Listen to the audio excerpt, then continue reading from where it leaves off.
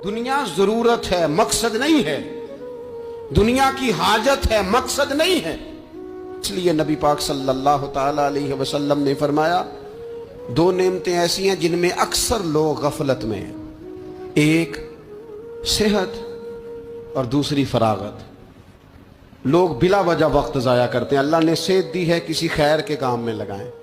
अगर आपके पास फारिग वक्त है तो कुरान पाक को याद करें, तर्जमा और तफसीर से पढ़ें, महबूब पाक अलैहिस्सलाम की अहादीस को याद करें, अल्लाह वालों की बातें सुनें। वक्त मिले तो इबादात में लगाएं, नवाफल में लगाएं, तिलावत में लगाएं, जिक्र अज़कार में लगाएं। और फिर अल्लाह मजीद तौफीक अता करे तो किसी के भले में वक्त लगाएं। गली से कोई कांटा उठाएं, कोई रोड़ा उठाएं, कोई किसी की मदद करें। लेकिन ये गाफिल होने की अलामत है कि अपने वक्त को जाया करना।